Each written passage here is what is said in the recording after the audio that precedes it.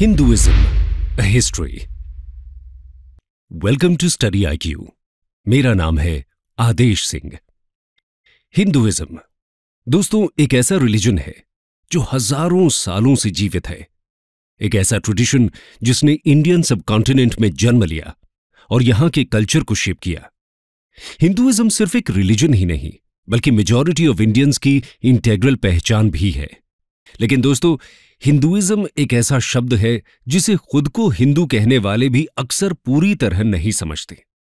कोई इसे रिलीजन कहता है तो कोई इसे एक वे ऑफ लाइफ बताता है. आखिर हिंदुइज्म का सही मतलब है क्या?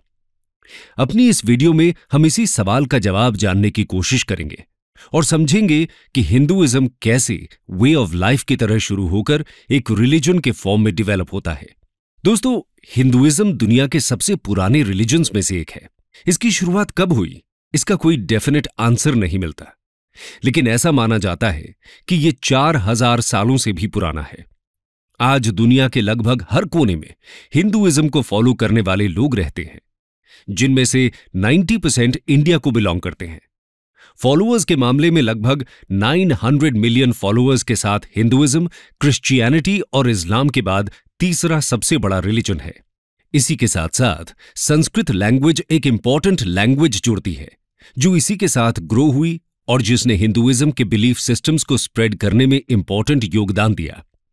माना जाता है कि प्रोटो इंडो आर्यन और प्रोटो इंडो यूरोपियन लैंग्वेजेस भी संस्कृत से ही डेवलप होती हैं. आइए सबसे पहले हिंदू शब्द के ओरिजिन को समझते हैं. Origins of the word Hindu. दोस्तों हिंदू शब्द नॉर्दर्न इंडिया में फ्लो होने वाली रिवर इंडस से डिराइव हुआ है. एंशिएंट टाइम्स में इस रिवर को सिंधु नाम से जाना जाता था, लेकिन जब पर्शियंस का माइग्रेशन इंडिया में होता है तो वो इसे हिंदू कहते हैं और यहां के लैंड को हिंदुस्तान और रहने वाले लोगों को हिंदूज का नाम देते हैं. इस तरह हिंदू शब्द को पहली बार 6th सेंचुरी BCE में पर्शियंस ने यूज किया था. उस समय हिंदुइज्म शब्द एक कल्चरल से ज्यादा जियोग्राफिकल लेबल हुआ करता था. आगे चलकर इसे हिंदूज की रिलीजियस प्रैक्टिसेस को डिस्क्राइब करने के लिए यूज किया जाने लगा. रिलीजियस बिलीफ्स को डिफाइन करते हुए हिंदुइज्म शब्द का रेफरेंस पहली बार 7th सेंचुरी CE के एक Chinese text record of the western regions by Xuanzang में मिलता है. लेकिन ऐसा भी माना जाता है कि रिलीजियस प्रैक्टिसेस और बिलीफ्स को डिस्क्राइब करने के लिए इंग्लिश टर्म हिंदुइज्म का यूज इतना पुराना भी नहीं है. कहा जाता है कि इसे पहली बार 1816-17 में राजा राम मोहन रॉय ने यूज करना शुरू किया था. इसके बाद 1830 के अराउंड ब्रिटिश कॉलोनियलिज्म को अपोज करने और खुद को बाकी रिलीजियस ग्रुप से अलग दिखाने के लिए इंडियंस ने हिंदुइज्म को अपना रिलीजन बताना शुरू कर दिया था. ये वही समय था जब हिंदुस्तानी अपनी आइडेंटिटी के लिए सोल सर्चिंग कर रहे थे. ये तो बात हुई हिंदू और हिंदुइज्म शब्द के ओरिजिन की, लेकिन शब्द यानी कि टर्म तो बाद में आया था. इससे जुड़े बिलीफ्स और प्रैक्टिसेस का ओरिजिन और भी पुराना है. How did Hinduism start? दोस्तों क्रिश्चियनिटी और इस्लाम की तरह हिंदुइज्म का कोई सिंगल फाउंडर नहीं है और इसका ओरिजिन रिकॉर्डेड हिस्ट्री से भी पुराना समझा जाता है. हिंदूज अपने रिलीजन के लिए सनातन धर्म टर्म यूज करते हैं, जिसका मतलब है इटर्नल फेथ, यानी कि ऐसा धर्म जो हमेशा से है. इंडस वैली सिविलाइजेशन में कुछ ऐसे एविडेंस मिले हैं जो या तो हिंदुइज्म का पार्ट है या उसे इन्फ्लुएंस करते हैं. उदाहरण के तौर पर यहां मिलने वाली proto Shiva seal, mother goddess को रिप्रेजेंट करने वाली टेराकोटा फिगरीन्स, स्वास्तिकास, लिंगास, सीक्रेट एनिमल्स की इमेजेस एटसेट्रा आज हिंदुइज्म का एक पार्ट है. इसलिए यह माना जाता है कि किसी न किसी फॉर्म में हिंदुइज्म उस समय से एग्जिस्ट कर रहा था. ऑर्गेनाइज्ड तौर पर हिंदुइज्म की शुरुआत वैदिक कल्चर से मानी जाती है, क्योंकि इसी समय हिंदूज के सीक्रेट टेक्स्ट्स वेदास का ओरिजिन हुआ था. यानी कि हिंदुइज्म का फर्स्ट लिटरेरी एविडेंस हमें वैदिक पीरियड में मिलता है. चलिए ये तो समझ में आ गया कि हिंदुइज्म का ना तो कोई फाउंडर था और ना ही कोई डेफिनेट डेट है इसकी शुरुआत की. लेकिन कुछ कोर बिलीफ्स हैं जो हिंदुइज्म को डिफाइन कर सकते हैं. आइए जानते हैं कोर बिलीफ्स. दोस्तों हिंदुइज्म एक ऑर्गेनाइज्ड रिलीजन नहीं है और किसी सिंगल सिस्टमैटिक अप्रोच से इसके वैल्यू सिस्टम को नहीं समझा जा सकता. और ना ही 10 कमांडमेंट्स की तरह हिंदूज के पास कोई सिंपल सेट ऑफ रूल्स हैं. हिंदुइज्म के बिलीफ्स अक्सर लोकल, रीजनल, कास्ट और कम्युनिटी ड्रिवन प्रैक्टिसेस से इन्फ्लुएंस होते हैं। लेकिन फिर भी कुछ ऐसे बिलीफ्स हैं जो सभी वेरिएशंस में कॉमन कहे जा सकते हैं। इन्हें ही हम कोर बिलीफ्स कह रहे हैं। इसमें सबसे पहले आता है एक सुप्रीम बीइंग में विश्वास, जिसे हिंदुइज्म में ब्राह्मण कहा गया है। इसके अलावा कॉन्सेप्ट ऑफ कर्मा, सोल यानी कि आत्मा, रीइंकार्नेशन यानी पुनर्जन्म और मोक्ष हिंदुइज्म के सेंट्रल बिलीफ सिस्टम का पार्ट है। सोल या आत्मा का कॉन्सेप्ट कहता है कि सभी लिविंग क्रीचर्स में आत्मा होती है, जो कि ईश्वर का ही अंश होती है। कर्म का कॉन्सेप्ट हिंदुइज्म में बहुत ही इंपॉर्टेंट है। इसके अनुसार लोगों के एक्शंस ही उनकी प्रेजेंट लाइफ और फ्यूचर लाइफ को डिटरमिन करते हैं। हिंदुइज्म में लाइफ के 4 मेन एम्स बताए गए हैं: धर्म, अर्थ, काम और मोक्ष। मोक्ष की प्राप्ति के बाद साइकिल ऑफ बर्थ्स का एंड हो जाता है और आत्मन सुप्रीम सोल में मिल जाती है। योग, जिसका अर्थ है यूनियन विद गॉड, भी हिंदुइज्म का एक इंपॉर्टेंट पार्ट है। लोगों को दुनिया भर में हिंदुइज्म का पता हो ना हो, पर योग का जरूर पता होता है। 2015 से जब से हर साल इंटरनेशनल योगा डे 21 जून को मनाया जाता है, तब से ये और फेमस हुआ है और लोगों को इसके real world benefits for physical, mental and spiritual wellbeing भी समझ आ रहे हैं। आइए अब हिंदुइज्म के मेजर गॉड्स और सीक्रेट टेक्स्ट्स की बात करते हैं। Major gods, secret texts and different sects. दोस्तों, हिंदू वैसे तो एक सुप्रीम बीइंग में विश्वास करते हैं। सुप्रीम बीइंग यानी कि ब्राह्मण का कॉन्सेप्ट एक फॉर्मलेस गॉड, अल्टीमेट रियलिटी या ओमनी प्रेजेंट एनर्जी की तरह है। इसी के साथ साथ हिंदुइज्म में कहा गया है कि इसके अलग अलग रूप हो सकते हैं। यहीं से पॉलीथीइज्म का कॉन्सेप्ट आता है। हिंदुइज्म के अनुसार सब कुछ ईश्वर का ही एक अंश है और ये फॉर्म्स एंड अवतार्स मनुष्यों का भला करने के लिए लिए जाते हैं। इसी के साथ साथ हिंदू नेचर वर्शिप भी करते हैं। हिंदुइज्म में प्लांट्स से लेकर एनिमल्स तक सबकी पूजा होती है। नेचर वर्शिप करने के पीछे साइंटिफिक रीजंस भी हैं, जैसे कि हिंदुइज्म में बैनियन ट्री की वर्शिप का कॉन्सेप्ट है और हम सभी जानते हैं कि ये ट्री 24 घंटे ऑक्सीजन देता है। यानी कि हिंदुइज्म के फॉलोअर्स भी इस ट्री की इंपॉर्टेंस को जरूर समझते थे। इसी तरह मेडिसिनल वैल्यू वाले तुलसी प्लांट, आंवला यानी कि इंडियन गूसबेरी जैसे ट्रीज को भी पूजा जाता है। कोरोना के समय जब विटामिन सी को अच्छे से लेने की सलाह दी गई, तब हम सब ने आंवला का सेवन और शुरू कर दिया। आयुर्वेद इसे सुपर फूड बुलाता है और हमें हर रोज इसे लेने की सलाह भी देता है। इसके अलावा वैदिक पीरियड में जहां इंद्र को मेजर गॉड की तरह पूजा जाता था, वहीं लेटर पीरियड में ट्रिनिटी का कॉन्सेप्ट डेवलप होता है। इसके अनुसार 3 मेजर गॉड्स हैं: Brahma the creator, Vishnu the preserver and Shiva the destroyer. Hinduism में फेमिनिन एनर्जी को भी वर्शिप किया जाता है। इसे गॉडेस शक्ति माना गया है और किसी दूसरे मेजर रिलीजन में गॉड को फेमिनिन फॉर्म में वर्शिप करने का कॉन्सेप्ट नहीं दिखता। इसके अलावा मल्टीपल गॉड्स एंड गॉडेसेस हैं जिन्हें अलग अलग एट्रीब्यूट से जोड़ा जाता है, जैसे कि लॉर्ड गणेशा को रिमूवर ऑफ ऑब्स्टिकल्स यानी कि विघ्नहर्ता कहा गया है, तो देवी सरस्वती को गॉडेस ऑफ नॉलेज। जिस तरह हिंदुइज्म का कोई सिंगल फाउंडर नहीं है, ठीक उसी तरह बाइबल या कुरान के जैसे कोई सिंगल बुक भी हिंदुइज्म को रिप्रेजेंट नहीं करती, बल्कि मल्टीपल टेक्स्ट्स हैं जो हिंदुइज्म में सीक्रेट माने गए हैं। इसमें सबसे पुराने हैं 4 वेदास: ऋग्वेद, यजुर्वेद, सामवेद और अथर्ववेद। हिंदू मान्यता के अनुसार वेदास इटर्नल ट्रूथ को रिप्रेजेंट करते हैं और खुद ईश्वर ने इन्हें सेजेस यानी ऋषिज को रिवील किया था। इसके अलावा उपनिषद्स, पुराणास, एपिक्स, रामायण एंड महाभारत और भागवत गीता हिंदूज की मेजर होली बुक्स हैं। बाकी रिलीजन्स की तरह हिंदूज के भी डिफरेंट सेक्ट्स देखने को मिलते हैं। इसमें 4 मेजर सेक्ट्स हैं: वैष्णव, शैव, शक्त और स्मर्तस।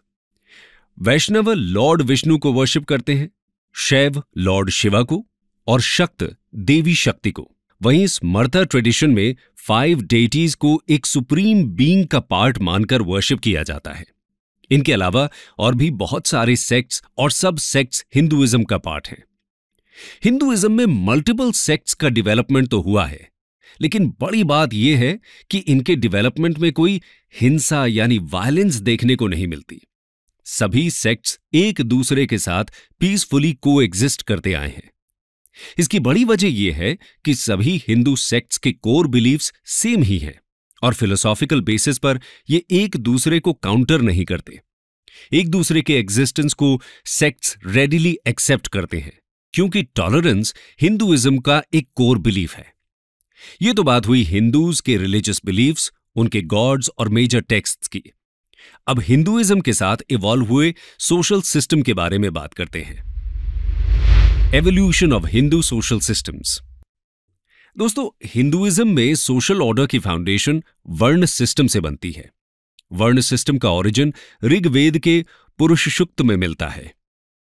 इसके अनुसार सोसाइटी को 4 वर्णास में डिवाइड किया गया है: ब्राह्मण्स, क्षत्रियज, वैश्यज और शूद्रज।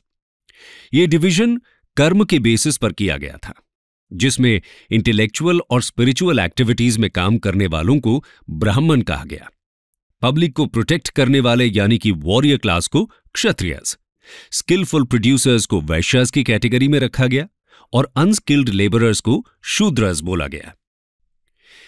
लेकिन आगे जाकर यह सिस्टम रिजिड होने लगा और बर्थ के बेसिस पर डिवीजन शुरू हो गया। इसके अलावा बहुत सी क्लासेस को वर्ण सिस्टम से बाहर रखा जाने लगा और उन्हें अनटचेबल्स मान लिया गया। इन्हें केवल मीनियल जॉब्स करने की अनुमति दी जाती थी। उसके बाद वर्णस में भी सब डिवीजन होने लगे और कास्ट सिस्टम यानी कि जातीज का डेवलपमेंट शुरू हो गया था, जिसकी वजह से सोशल सिस्टम बहुत ही कॉम्प्लेक्स हो गया। इसके साथ ही लोअर वर्णस और अनटचेबल्स के साथ इनइक्वालिटी का बिहेवियर किया जाने लगा। इन सब ईवल प्रैक्टिसेस ने सोसाइटल फैब्रिक को कमजोर कर दिया। सभी वर्णास के लिए अलग अलग सोशल रूल्स के साथ ही डिफरेंट रिलीजियस रिचुअल्स भी प्रिस्क्राइब कर दिए गए थे। इसकी वजह से हिंदुइज्म एक कॉम्प्लेक्स सोशल ऑर्डर नजर आने लगा था। इस कॉम्प्लेक्सिटी की वजह से ही 6th सेंचुरी बीसी में बुद्धिज्म और जैनिज्म जैसे डिफरेंट रिलीजियस ट्रेडिशंस पॉपुलर होने लगते हैं। एक वक्त पर बुद्धिज्म और जैनिज्म का दबदबा पूरे इंडियन सब कॉन्टिनेंट में हो जाता है और हिंदुइज्म कुछ हद तक डिक्लाइन होता दिखता है। लेकिन एक बार फिर हिंदुइज्म को रिवाइव करने का काम भी शुरू होता है। Revival and reform in Hinduism. दोस्तों, इतना पुराना रिलीजन होने के बाद भी हिंदुइज्म आज तक सरवाइव कर रहा है। इसकी एक बड़ी वजह यह है कि समय समय पर हिंदुइज्म में रिफॉर्म्स लाए गए और इसे रिवाइव किया जाता रहा। फिर चाहे वो 7th से 8th सेंचुरी के बीच शुरू हुए साउथ इंडियन भक्ति मूवमेंट के द्वारा किया गया हो या फिर अलग अलग आचार्यज के द्वारा। भक्ति मूवमेंट के दौरान अलवर्स और नायनार सेंट्स ने रिजिड कास्ट सिस्टम को चैलेंज किया, साथ ही रिचुअल्स और रिलीजियस प्रैक्टिसेस को भी सिंप्लीफाई करने का काम किया। उनके प्रयासों से ही हिंदुइज्म बुद्धिज्म और जैनिज्म से मिल रहे चैलेंजेस को मात दे पाता है। इतना ही नहीं, हिंदुइज्म समय के साथ लोकल कल्ट्स और डेटीज को भी अब्सॉर्ब कर लेता है।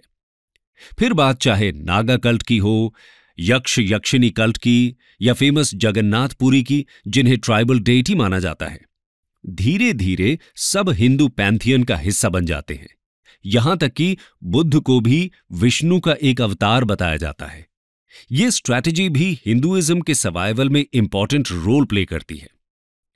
हिंदुइज्म को रिवाइव करने की बात हो और आदि शंकराचार्य का नाम ना आए, ऐसा तो हो ही नहीं सकता। शंकराचार्य ने 8th सेंचुरी एडी में हिंदुइज्म को रीऑर्गेनाइज और रिफॉर्म करने का काम किया। इन्होंने अद्वैत फिलॉसफी को पॉपुलराइज किया, जिसके अनुसार सिर्फ ब्राह्मण ही सत्य है और बाकी सारा संसार बस उसकी ही माया है। शंकराचार्य हिंदू फिलॉसफी को पॉपुलराइज करने के लिए पूरे इंडिया में ट्रैवल करते हैं। इस दौरान अलग अलग थिंकर्स के साथ वो डिबेट्स और डिस्कोर्सेज में भाग लेते हैं। इन्होंने इंडिया के 4 कॉर्नर्स में मॉनेस्ट्रीज एस्टैब्लिश की थीं, जिन्हें मठस या पीठस कहा जाता है। श्रृंगेरी में शारदा पीठ, द्वारका में कलिका पीठ, बद्रिकाश्रम में ज्योति पीठ और जगन्नाथपुरी में गोवर्धन पीठ की स्थापना की गई। इन्हें हिंदुइज्म के 4 धाम कहा जाता है। इस तरह उन्होंने जियोग्राफिकली भी हिंदुइज्म के फॉलोअर्स को जोड़ दिया था। इन्होंने पंचायतन फॉर्म ऑफ वर्शिप को भी पॉपुलराइज किया, जिसमें 5 डेटीज गणेश, शिव, विष्णु, सूर्य और देवी की एक साथ पूजा की जाती है। इसमें कहा गया है कि ये सभी सुप्रीम बीइंग यानी कि ब्राह्मण के ही अलग अलग फॉर्म्स हैं। इस तरह शंकराचार्य ने डिफरेंट सेक्ट्स को भी यूनाइट किया। इसके अलावा हिंदू स्क्रिप्चर्स को भी इन्होंने सिंप्लीफाई किया। शंकराचार्य ने वेदास, उपनिषद्स, पुराणास जैसे रिलीजियस टेक्स्ट्स पर कमेंट्रीज लिखकर इनकी टीचिंग्स को एक बार फिर से जीवित करने का काम किया था। शंकराचार्य के बाद रामानुजा, माधवाचार्य जैसे सेंट्स ने भी हिंदुइज्म को रिफॉर्म करने में अपना योगदान दिया। इसके बाद मिडीवल पीरियड में जब इस्लाम ने हिंदुइज्म को चैलेंज करना शुरू किया तो निर्गुण और सगुण भक्ति सेंट्स ने हिंदुइज्म को पॉपुलर बनाए रखा। इसमें रामानंद, कबीर, नानक, मीराबाई, तुलसीदास जैसे सेंट्स का योगदान रहता है।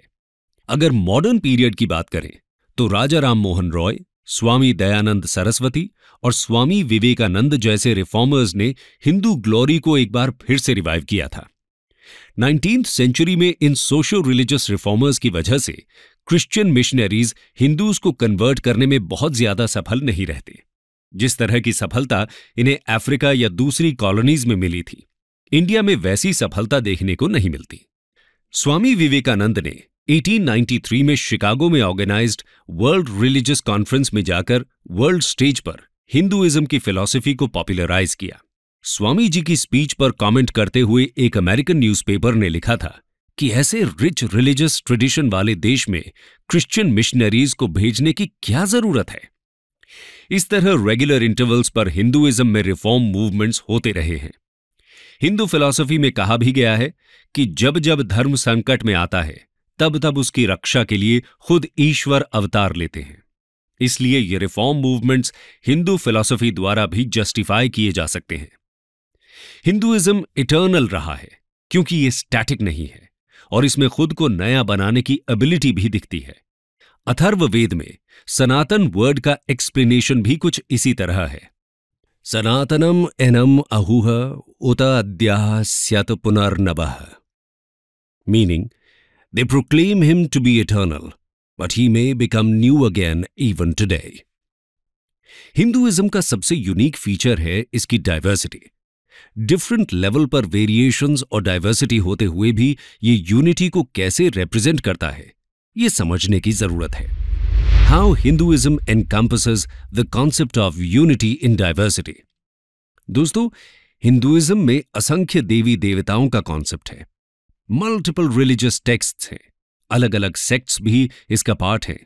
साथ ही रिचुअल्स और बिलीफ्स में भी बहुत ज्यादा डाइवर्सिटी देखने को मिलती है। इस सब के बाद भी हिंदुइज्म अपने फॉलोअर्स को यूनाइट करता है, क्योंकि हिंदू फिलॉसफी इतनी फ्लेक्सिबल है कि सभी व्यूज को इसने एक्सेप्ट किया है। हिंदुइज्म में मान्यता है कि रास्ते अलग अलग हो सकते हैं, लेकिन सबकी मंजिल एक ही है। हिंदुइज्म तो बाकी रिलीजन्स को भी सत्य ही मानता है। इसमें कहीं भी ये कॉन्सेप्ट नहीं है कि हिंदुइज्म के अलावा जो रिलीजन्स हैं वो ईश्वर की प्राप्ति का मार्ग नहीं हो सकते। इसी वजह से हिंदुइज्म को एक टॉलरेंट रिलीजन भी बोला जाता है। लेकिन टॉलरेंट शब्द इस कॉन्सेप्ट को जस्टिफाई नहीं करता, क्योंकि हिंदूज न सिर्फ दूसरे रिलीजन्स का सम्मान करते हैं, बल्कि उन्हें भी हिंदुइज्म की बराबरी पर ही रखते हैं। इसलिए हिंदुइज्म में फोर्स्ड कन्वर्शन का कॉन्सेप्ट भी नहीं आता। हिंदुइज्म की हिस्ट्री में कभी भी दूसरे रिलीजन के अगेंस्ट धर्म के नाम पर वॉर नहीं हुए हैं। फिर चाहे वो वसुधैव कुटुंबकम की फिलॉसफी हो, जिसके अनुसार पूरा विश्व एक ही फैमिली माना जाता है, या फिर सर्वे भवन्तु सुखिनः जैसे हिम्स। हिंदुइज्म हमेशा ही सबके कल्याण की बात करता आया है। हिंदुइज्म में संपूर्ण मानव जाति के इक्वल वर्थ का भी कॉन्सेप्ट है। यह हमें इस एंशिएंट हिम से साफ पता चलता है।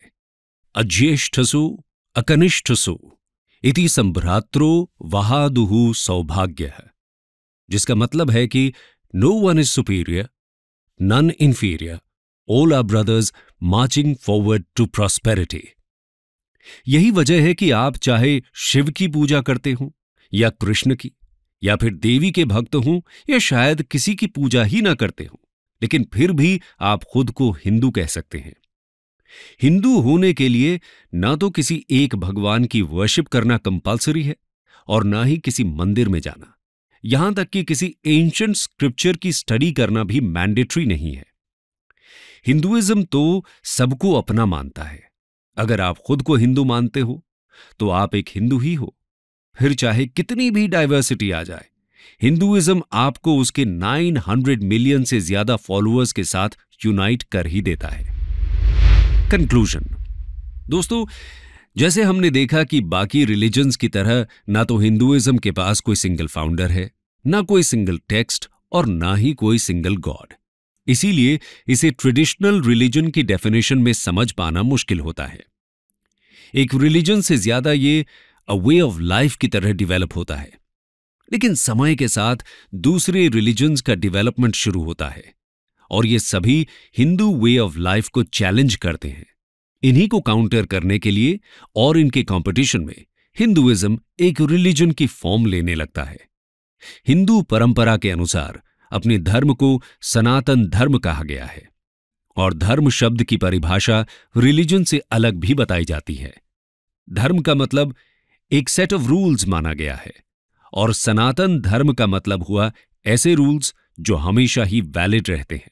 बाकी रूल्स एंड लॉज तो समय और कंडीशंस के अकॉर्डिंग चेंज होते रहते हैं, लेकिन जो हमेशा चलता रहे वही है सनातन धर्म। दोस्तों, हिंदुइज्म को एक वीडियो में समझा पाना तो नामुमकिन जैसा टास्क है। फिर भी हमने कोशिश की है कि आपको हिंदुइज्म की मूल बातों से परिचित कराया जाए। अगर आपको हमारी ये कोशिश अच्छी लगी हो तो कमेंट सेक्शन में जरूर बताएं और ये वीडियो अपने फ्रेंड्स और फैमिली के साथ शेयर करना ना भूलें। Thank you and God bless.